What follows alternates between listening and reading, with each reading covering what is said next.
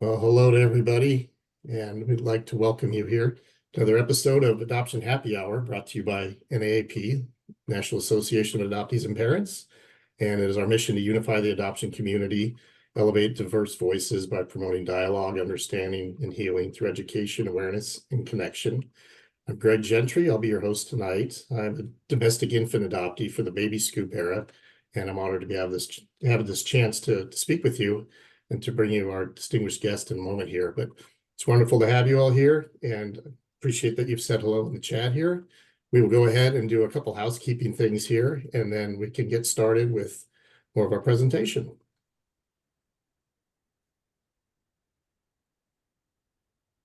So let's see. This is what we read typically at the beginning of each of our sessions here. National Association of Adoptees and Parents. Again, please remain on mute if you would, so that keeps the recording session clean and also keeps unwanted intrusions, unfortunately, from happening. Raise your hand on screen. That's at the reactions button for Zoom, or also it's a virtual hand raise, or if you can raise your hand on the video if you need to, then we will certainly call on you when it's time for that. That will be reserved usually for the Q&A sessions at the end. Please go ahead and use the chat and post your comments and questions there. And we would like to let you know that if you are experiencing a serious mental health event or suicidal thoughts, please contact a licensed professional or the National Suicide Prevention Lifeline at 988. This is a public meeting. There is no guarantee that information or identity is confidential, and portions of the event are recorded and may be shared in our private happy hour group on Facebook and on our YouTube channel. So I think we're on to announcements. Beth? Yes, we are. We want to remind you about our regular programming that we have each month. Adoption Happy Hour, now hosted by Greg Gentry, is going to come to you the first and the third Friday of each month, 7 o'clock EST. And then we have 3 other programs. This month we get Dr. Joyce twice, so that's a real treat. She will be back with Putting Yourself Together After Reunion on January 14th. And you may register already for that. It went out today, and I will probably post that in the chat later. We also have First Families, facilitated by Amy Seek, and they should be meeting on the 9th of January. I believe that will be happening this month. So the second Thursday of the month, Amy is with us with that group. And then our newest program, and this will be happening on January 23rd for the first time, Dr. Liz DeBetta will be bringing to us Migrating Toward Wholeness, Rewriting Adoption Narratives in the Constellation. And I know that that event went live today. We are really excited to have a full slate of online opportunities where you can be with the adoption constellation via NAAP several times throughout the month. So be looking for all of this information, email invitations, Facebook invites, and such. Okay, that's it for me. Great. Thank you so much, Beth. I'd like to introduce our guest tonight, our distinguished guest, and our topic. Let me start by introducing someone who's absolutely well known to so many of us, Dr. Joyce Maguire Pavao. She's the founder and CEO of PACT, Pre-Post-Adoption Consulting and Training in Cambridge, Massachusetts. She's a lecturer in psychiatry at Harvard Medical School. She founded Riverside AACT, which is After Adoption Consulting and Training. She has developed models for treatment, training, and consultation on issues in adoption and other complex blended families, and has over 50 years of experience in this field. Dr. Pavao is an adopted person who has been in reunion for over 50 years and has great love and appreciation for her families by birth and adoption. And Dr. Joyce will be speaking to us tonight on narrative therapy in adoption, which is subtitled How the Story Heals the Storyteller. So welcome, Dr. Joyce. We're happy to hear from you. Thank you so much. It's always great to be here. And I'm going to spend a little bit of time just blabbing away and telling you some things. And then we'll open it up for conversation. The first part of it, as Greg and Beth have both said, is recorded for NAAP. And because when people ask questions, sometimes it's a little personal, that part of it won't be on the recording, unless you're dying to ask me something in the middle of the talk. And then you're welcome to put your hand up, but it will be recorded because we'll just keep going with the recording until we're done. You know, it's Happy New Year, everyone. It's an interesting new year. We'll see how it turns out. And you know, I thought this is a good thing to start the new year with because our world of adoption is pretty complex, and there are a lot of things that we need and want to talk about. And narrative therapy seemed like a good thing to talk about at the beginning of the year as we think about what's ahead of us. I'm also aware that, you know, when Beth mentioned Liz's workshop that she's doing on narratives in the constellation, and we have many other authors and folks who have done a lot of writing in adoption that I see sprinkled around here. It's really important to think about how we express ourselves. When Greg told you a little bit about me, I was adopted in the dark ages of 1946. None of you were even born then. And in those days, nobody talked about anything to do with adoption. So somehow my life became about making sure people talked about it. And so I've been doing this work for a really, really long time. And I've seen good changes and I've seen bad changes and I've seen things go backward 3 steps and forward 2 steps and et cetera, et cetera. And, you know, it's just important that we keep moving, that we not stand still. And that's a lot of what narrative therapy talks about. And we'll get to that. But I wanted to say that there are such different relationships that each of us have to our stories. And those stories are different at different times in our life. The same story is different at different times in your life.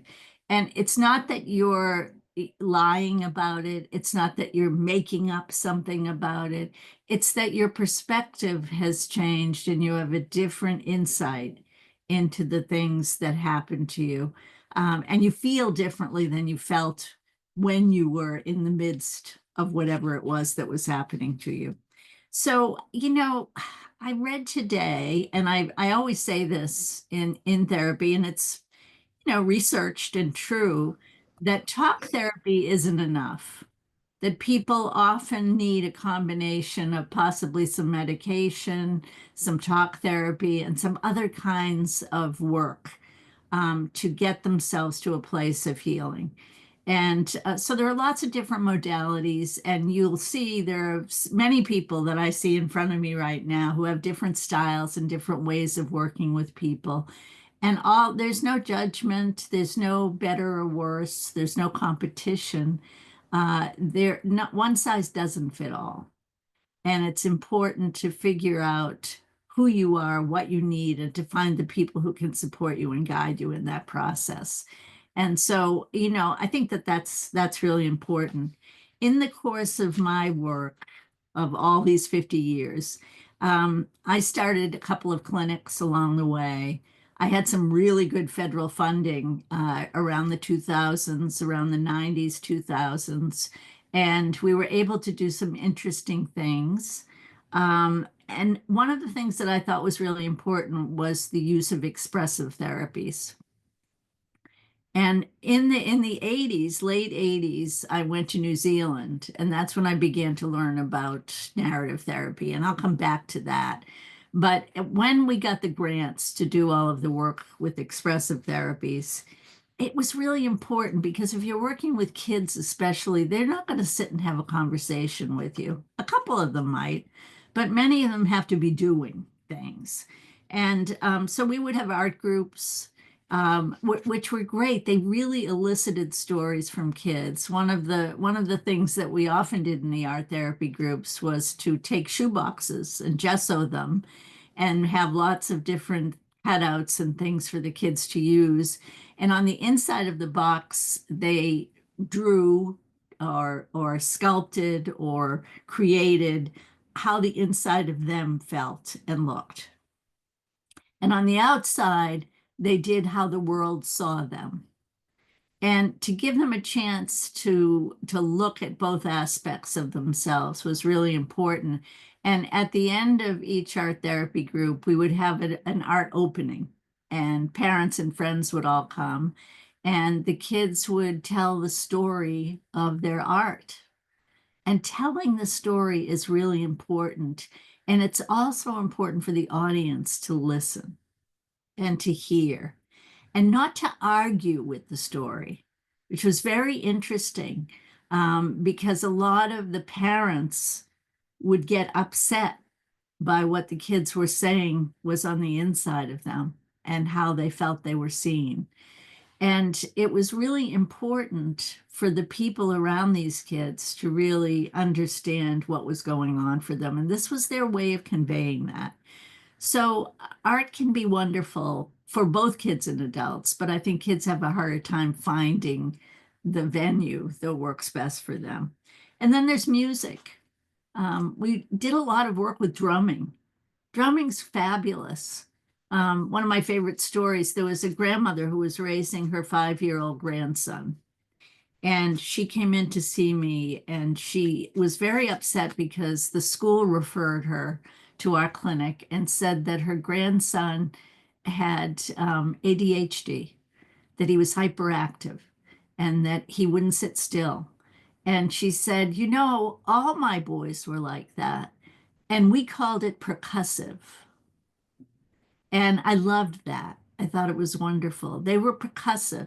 And drumming is a wonderful self-regulation. It's what's used in EMDR tapping. There's lots of different neurological changes that can happen if you're regulating yourself with beats. And it's not surprising that kids use beats and use drumming, and that adults use it, and that it regulates them in some way. So integrating that into the ways that we work with people can be really wonderful. And then there's drama. I mean, drama is a wonderful way to play out things, to put yourself in the shoes of other people, to act, to create stories and to perform them in certain ways. And I thought I saw Suzanne here earlier. We have a little bit of everything here in terms of people who do these kinds of things. One of the grants that we had from the feds, we produced something called Play with Reality. And this was that we got this huge grant for adolescent work. So a lot of these projects were around kids who were adolescents and who were adopted or in foster care. And so in Play with Reality, it was great because the kids would write scenes, adoption or foster care related scenes. And the deal was they never played themselves. They directed the person who played themselves. And it was really important. We created it this way for a reason. In my early days of doing this work, it used to drive me nuts. Well, it continued to over the years, but when I would go to conferences and people would get a group of adolescent adoptees or foster kids up on the stage and have them tell a little story about their life or whatever, they were kids and they were performing for their parents and social workers. So they weren't necessarily showing you the real story. And then when that panel was finished, the audience of like 300 social workers and parents and everyone else who was interested who was there would ask the kids questions, personal questions about themselves. And I felt it was so not right, and it put them in a very vulnerable position. So one of the things about this project was you never talked about yourself. You had someone else play you and talk about yourself. And when the Q&A happened afterwards, you questioned the character, not the person who wrote it. And that seemed like an important way for kids to be able to perform and show what they were feeling, what they were thinking without making themselves too vulnerable. And then the fourth piece of this was writing. And we had groups for adults and kids, for adoptive parents, birth parents, foster parents, and for adoptees of all ages, called Write On. And we do different writing projects with them. And it's very important to figure out what your way of express, and could be all of these ways and more that I haven't even talked about. But it is very important to figure out how to sort this out on the outside of your head. Because when all of these past traumas, issues that have gone on are mulling around in your head, it's very hard to work with them and to figure out how to maneuver them to make you feel better.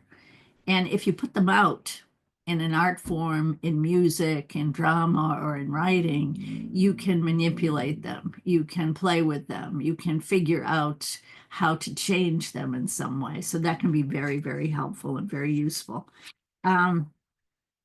So back to narrative therapy, which is our main point. So the thing about narrative therapy, it was sort of introduced by this guy in New Zealand called Michael White, and he was pretty wonderful. He worked a lot. He also worked a lot with adolescents. He worked a lot with Maori people as well. And you know, storytelling is an ancient. I mean, this is how we know anything. Oral tradition is what we had in the beginning of time. And so stories are incredibly important. And one of the things that he talked about that really stuck out for me, and I love this part of his teaching, is that narrative therapy rescues the telling from the told. Think about that for a minute. It rescues the telling from the told. If you've told something, it's past tense, it's done, it's over. You're telling it, and you might tell the same story over and over and over in the same way. It's the same story. It doesn't change. Therefore, you don't change. Rescuing the telling from the told gives you a chance to process it, to rework it, to tell it in a different way. When you tell different people your story, you tell it in a different way. We used to run groups for adult adoptees who were getting ready to meet their birth families. And they would be so nervous about the meeting, and they would be, you know, wondering what to wear. How should I act? I can't meet my birth brother yet because I have to lose weight. I mean, it's very interesting how people get so caught up in what am I going to do? How am I going to present myself the best possible way? And in these groups, there would be, we only allowed 6 to 8 people in a group because people needed time to be able to speak. And if it was a large group, they weren't going to go around and reach everyone. So at the beginning of the group, we would ask them to tell the 5-minute version of their search and reunion story and what they hoped would happen in their first meeting. And so making yourself narrow that down and figure out how to tell it is very interesting. And sometimes we would do that over and over in the next meeting and in the next meeting. And every time it was different because the people would become more comfortable with the others in the group, and they would tell a different part of what they felt or use a different word to express it. And I think it's really important that we figure out how to rescue the telling from the told, that we keep telling our story. You know, when someone dies, when a dear friend of yours or a family member dies, or whether it's in a tragedy, in an accident, or whether it's a long-term illness, one of the things that's really important to people is to tell that story over and over again of how it happened and what happened and how you felt about it and where you were when you found out. And all of those pieces of the story are incredibly important to share. And you share them in different ways with different people and at different times. So telling and retelling helps to make things pliable. You can work with them. It's like putting Legos out on the table and building something. You can take them and you can make them be something that they aren't until you make them. So then the other thing is to think about who the story's for. Who's your audience? You know, who are you talking to? What do you want them to know? There are some people that you have different boundaries with. You don't want them to know the deepest feelings that you have, but you want to tell them the surface story. So think about how that goes and how you process and move toward sharing more, because people in adoption, especially adoptees, have a couple of issues with trust, in case you didn't notice.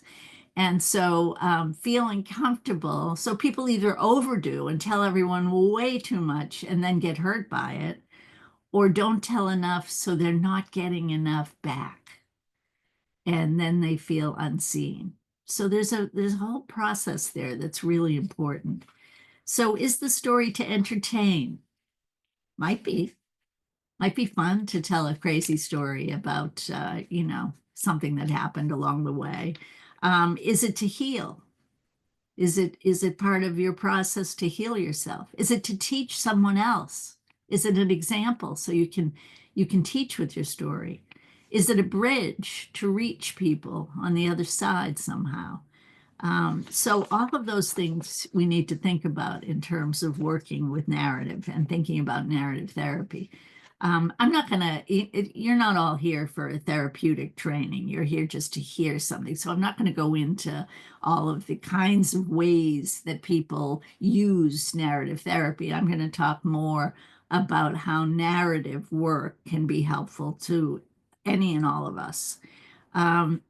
Different parts of a story stand out for us. Certain parts change meaning for us. Various parts of our story connect us to other people, or serve to help us heal a past hurt. Can we change an experience? No, we can't change an experience, but we can change the way we think about it. We can change our processing of it. We can change how we make sense of it. And that's really what the healing is about and how it helps us. I once heard someone talk about this guy in Texas named Dr. Pennybaker. And I think he taught in Austin at University of Texas, Austin. And he did this interesting research with his graduate students in psychology. He had them write straight out of their mind onto paper every morning for 20 minutes about the most traumatic thing that ever happened to them. And they had to do it 3 days a week. Just write. Just write, and don't even think about it. Take it right out of your head onto the paper. Don't edit. Don't worry. Don't stop. Just write. And they did this for, I don't know how long, probably a semester. And they went into it with some kind of a physical illness. They either had migraines, asthma, and I forget what the third disease was. There were 3 illnesses that these people all said that they had. And when they did this writing, at the end of that, their symptoms were relieved. They weren't cured, obviously. That's a little far-fetched, but they were relieved. And they were relieved because they unburdened themselves and they put it out of their mind and onto the paper. So I think there are some things about storytelling that are really important. And, there are so many good writers. There are so many writing workshops right now for adoptees and for adoptive parents and for birth parents. And I think it's a wonderful way to share with each other and to begin to teach each other if you listen. And this is something else that I think is important, because have you ever noticed that sometimes people argue with your story? Sometimes you tell a story, it's your story, you tell that story, and people start arguing with you. Well, guess what? You can't argue with my story. It's my story. You can disagree with whatever I did or whatever I said, but you cannot argue with my story. It's my story. I'm telling you my story. Listen. And that's what I think is very hard for people. They get caught up in the story and then they want to make it their own story, or they want to fix your story because it doesn't fit their narrative. And that's where we get into some really funny spaces with people, trying to educate them, trying to communicate with them. This could be a friend, it could be someone you're working with. So it's really important to realize that you cannot argue with someone's story. You can argue with the premise. You can argue that you wouldn't have done what they did in that circumstance, but you're not them. Listen. Listening is so important. And if we're going to talk about narrative, we have to also talk about listening. I think there's a Willa Cather story. I don't think it's my Antonia. There's a Willa Cather story that she tells the story of a traumatic incident that happened in her childhood when she was visiting her uncle's farm. And it was very traumatic, and she was young, 11 or something. And then she tells it again at age 18, and the story's different, and her perspective's different, and she's angrier. And it's a whole different story in some ways. And then she tells it again at age 30. And obviously, whatever happened to her happened, but her perception of it changed over time. And you could see the change was causing a change in her behaviors at different points.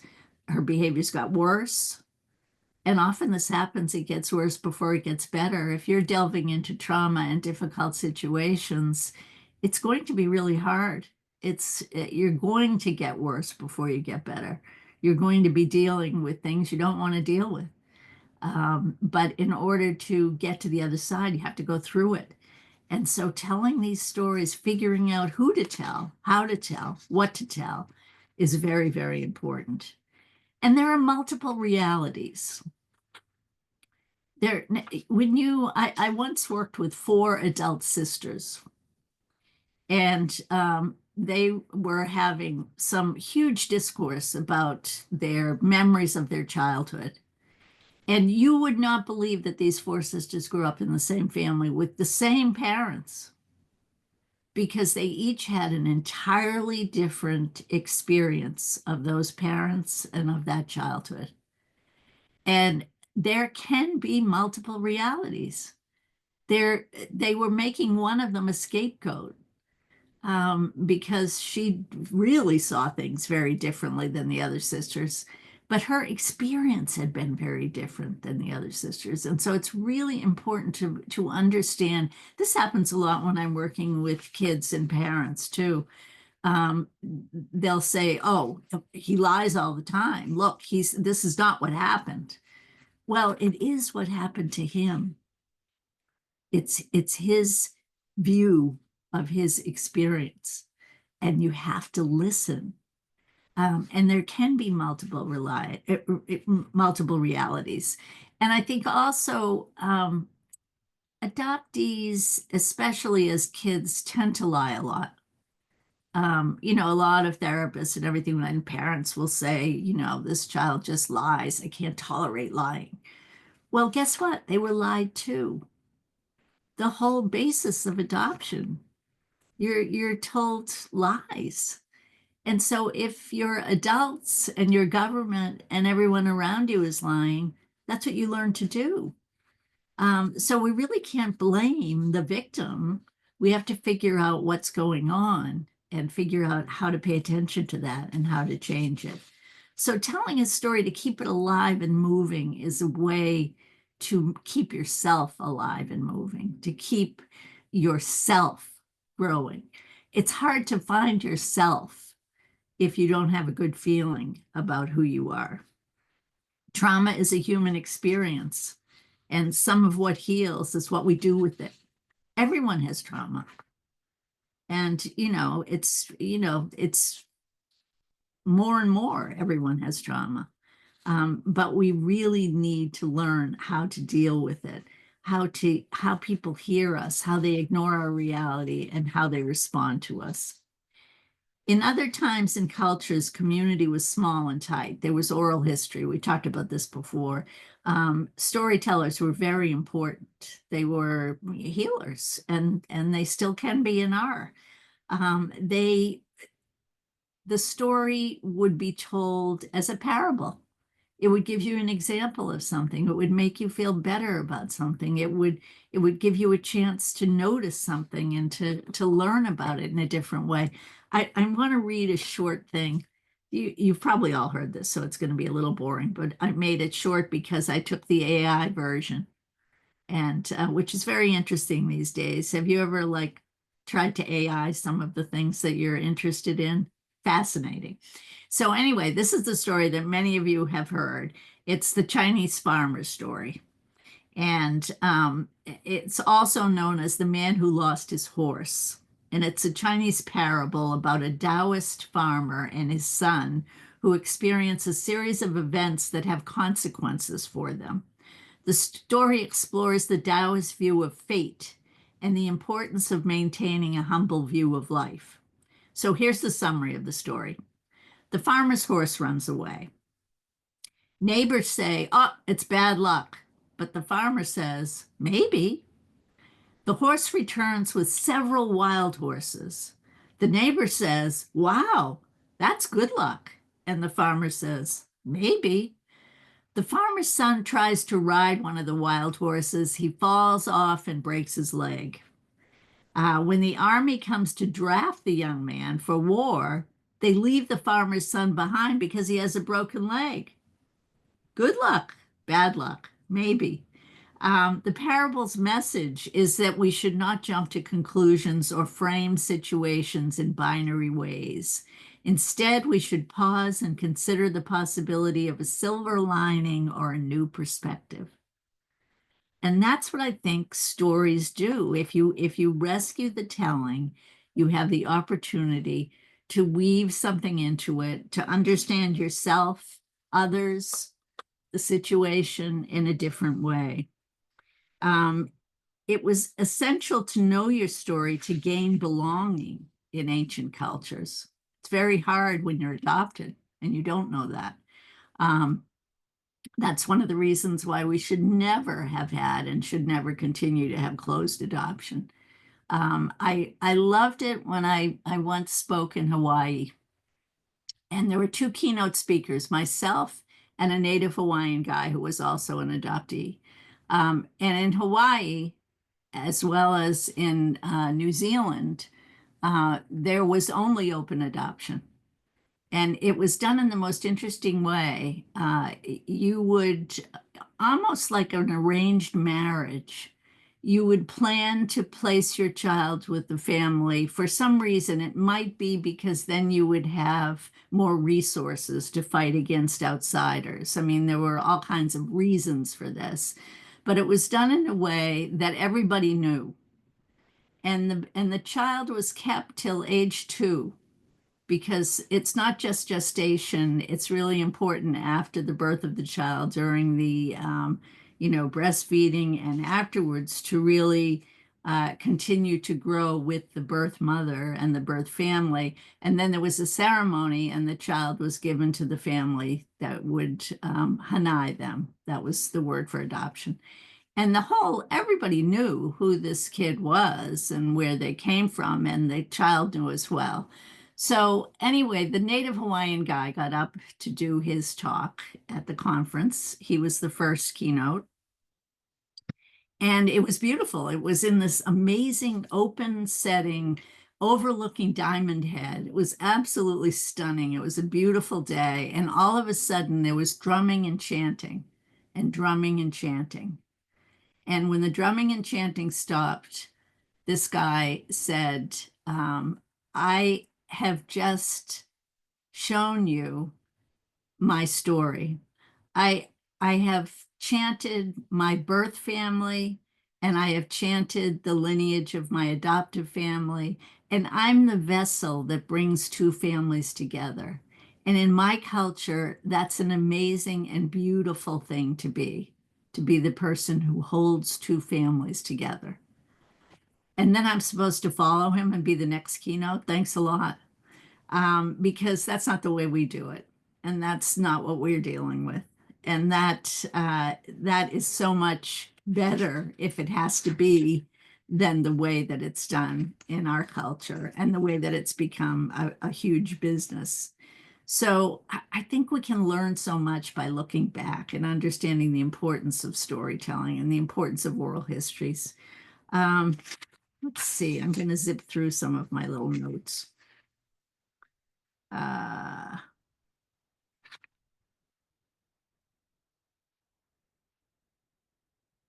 Yeah, I think what's important is that we figure out more about who we're speaking to, what we're saying, how we're saying it, and what we're getting out there. Really using narrative, helping people to tell and retell their story is incredibly important. And figuring out, I think sometimes in therapy, I have people who come, I created something called BLT therapy, not bacon, lettuce, and tomato, brief long-term therapy. So over the years, I've done brief long-term therapy with people where, I would see them for an intensive amount of time, and then they'd go away and live their life and come back and see me again. And they were happy to come back to see the same therapist. I'm sure many of you who are therapists have had this happen, because they didn't have to retell the whole story. You knew it because you had worked with them pretty intensely during the first period of working with them. But I think it's important to retell the story. I think it's important for the therapist to hear where you're at with that story now. I think you're in a different place if it's been 6 years since someone saw you and you're coming back to tell them what's going on. You don't need to go into it in the same detail because they do know the story in some way. But I think the retelling is incredibly important. And it's a vital part of working with people and helping them to figure out how they're changing and that they're changing. I also think it was somewhat unusual. Our clinic had a lot of financial problems because we did a lot of things that were not cost effective. It wasn't cost effective to have two therapists seeing one family, because if they were seeing two different families, they'd be bringing in two different insurance fees. But if you had two therapists seeing one family, you could only charge for one of the therapists. But we felt it was really incredibly important to train the interns and the younger therapists by having them be with the seasoned senior therapist. And so we always did that. It was part of the training. And I think that there are some ways that people just don't think that they're doing enough. And they, telling these stories and having people go away and come back. I think a lot of people don't let their clients go when they're really done with that phase of their therapy. And it's important to let people go, to let them fly off and see what their life is like, and then to come back and tell the story again and work on it in a certain way. I mean, being able to come and go teaches you something that you didn't learn in the beginning of your life. Especially if we're talking about the adoptee. I think a lot of adoptees have a really hard time going away to college, because I have one right now who she was a Chinese adoptee, and she went off to college. She did great. She got into all the colleges she wanted. She picked her very favorite one. She went. At Thanksgiving, she came home and she was a mess. She's taking the rest of the year off because, and we talked about this beforehand, this is the first time she went away and had to be someone different outside of the family she knew. The first time that happened was when she was placed in her orphanage, and then when she was placed in her family. And then she was there all those years, well, with vacations, and she took little trips, but now she's away, living somewhere else.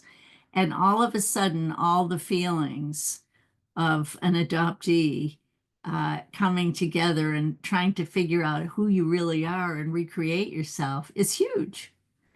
So figuring out how to talk about that, she was prepared for it because we did talk about it. But I think that if you don't have that narrative, if you don't understand the story, if you don't help people to be prepared for these things, it's very difficult for them.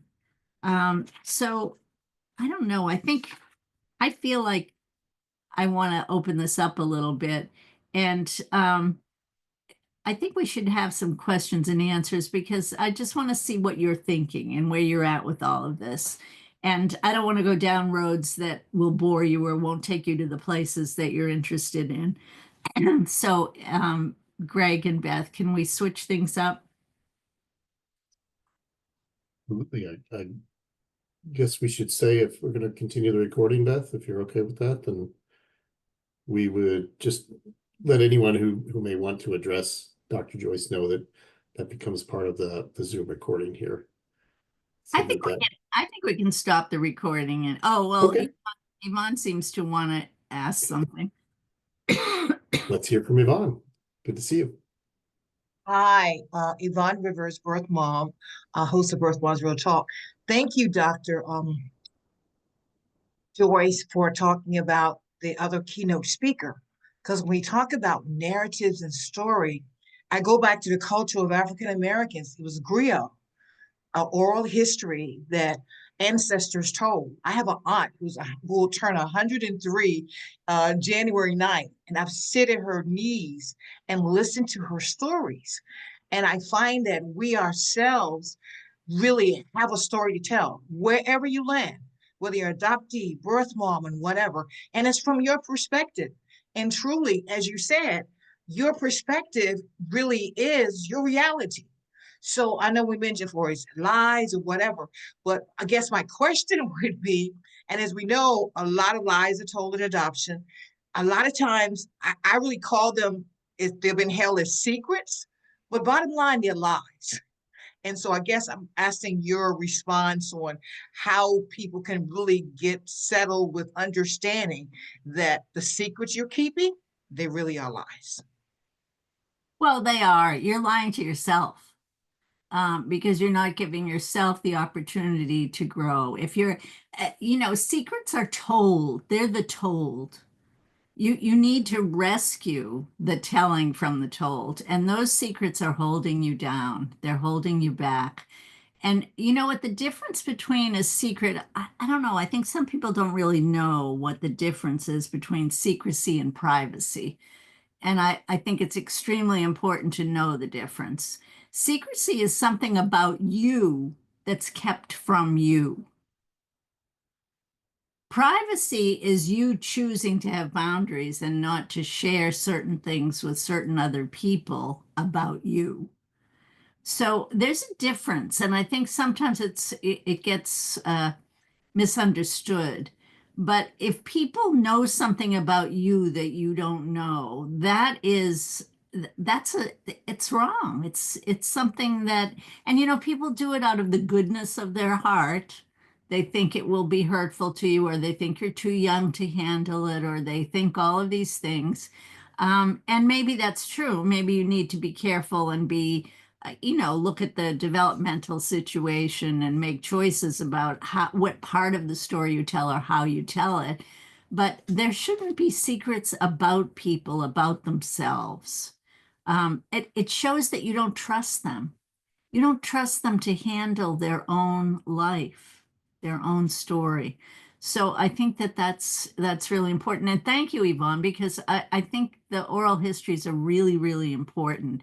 When I was in New Zealand, one of my favorite things that ever happened to me was I got to meet with 7 Maori chiefs. And I got to meet with them, and they were not pleased to meet with me in the beginning because I was this white girl from from the US. But I tried to, and I successfully convinced them. Here they were living on this island, and their children, who they consider their huge resources, were being brought up by white families, and they were not learning anything about the Maori culture. And these Maori chiefs could tell me who any of those kids were and who they belonged to. They could take one look at them and say, oh, yeah, I know who that child is. but the child didn't know who they were. How is that okay?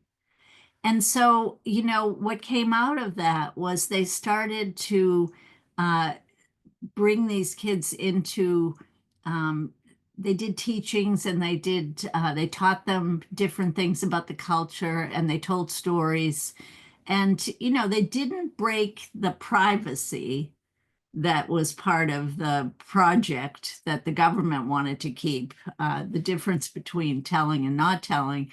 But they didn't have to ignore those kids and not include them. They didn't do anything wrong. They ended up in this situation, and it was really important to embrace them. So I think the more you can help people to understand what's going on, the more stories you can tell about the past, the more you learn about what went on before you. And not that we learn from history. The situation we're in right now shows us that we certainly don't very well, but there's a way that it's still important, and we really have to keep helping people to understand what went before and how they can handle things going forward. So thank you for that. Patricia. Hello, Dr. Joyce. So nice to see you again. And Great to what see a you. wonderful talk. I wanted to, Congratulations on your award. oh, thank you. Thank you so much. I'm supposed to find out in January if I win. So, but even being nominated is a real honor. You're talking about retelling your story, and I just wanted to comment on that. This happened today, as a matter of fact. I have, in the last 15 years since, coming out of the fog, I have talked about separation anxiety. I've explained separation anxiety to so many people. I've given all kinds of analogies to people. And I was on Facebook cruising along, and somebody did a post about separation anxiety, and I was commenting on it. And as I commented on it, I started talking about how it still affects me, like how before I understood what was happening to me, I used to just think that I was a very clingy, anxious person. And so, even being separated in the mall from a friend, even if we had phones, gave me anxiety, and not understanding that. So as I'm typing along, sort of retelling these things I've already said before, I realized that I had this insane terror of missing my flight. And everyone thought, oh, why? It's just your typical people are afraid to miss their flight. I'm like, no, you don't understand. It's a dread. It's a dread because I don't want to be left behind. And like, I don't even know those people. But the idea of a plane flying away and me being left behind, I get this every time I go to the airport. I'm like, they're 2 hours early. I'm insanely obsessed with the fact that I'm going to be on that plane. And today when I was writing, it was the very first time that I really connected that part of me to my adoption trauma. And, sometimes I worry when I talk about it that maybe people will be like, oh, you adoptees, you attach everything to your adoption trauma. But I do think that it is that sort of thing. And I think only in the retelling and rehashing and the going over, the sharing of things, do we continue to discover these things about ourselves that they're there, but we still haven't, figured out that this is because adoption happened to us, right? And that's part of the glory of retelling your story. And that's all I just wanted to say. No, I think that's absolutely true. And I think that, for people who say, oh, you adoptees, you're always going on about this or that, the truth is we have to go over it a certain number of times. Yeah, you have to retell it to yourself a few times, and you have to try to explain it to other people that you care about. And I think it's important to realize that it's a neurological issue. That kind of anxiety is, the body keeps the score. That a lot of this is even what happened in utero. If your birth mother knew, I had a birth mother once that was, I think she was almost 11 months pregnant. And the people at the Harvard Teaching Hospital thought it was ridiculous. And how did this happen? And how could she be this pregnant? She wouldn't let go of that baby because she knew that child was going to be gone the minute it was born. And so she had a very hard time letting herself give birth to that child. And, you know, people didn't understand what was going on for her. But then think about what was going on for the baby who was ready to be born a couple of months earlier or 4 weeks earlier or whatever. You know, there's a lot that we haven't paid attention to, and there are many things that people just veterinarians are better to people than obstetricians sometimes in terms of really knowing what's going on and how to treat someone. So I think we do have to keep telling the story, and it won't be the same story to the same people. There are different aspects. The other thing that I see as healing is if you can tell it enough in one time to move on to another aspect of it, it's not the same story. It moves and it changes and it gives you a chance to see it from a different perspective. And that's really important as well. Mimi, hi. Hi, Joyce. What you just said, oof, let me get my Kleenex ready. What you just said about the baby being late, you know, my daughter, I was living in a maternity home with my first daughter. Mimi, So, can I hold you for 1 sure. minute? Greg and Beth, what do you think about turning off the recording? I think we're getting into people's story, Let's do and I that. want to protect them a little bit. So let's That's just what we need. let's just go have a chat now. That's enough of Absolutely. choice. Thanks, everyone. We'll end this right now. Appreciate your attendance here. Thank you. Peace. Anyways, I thank you. I was, so I was in a maternity home. So my whole world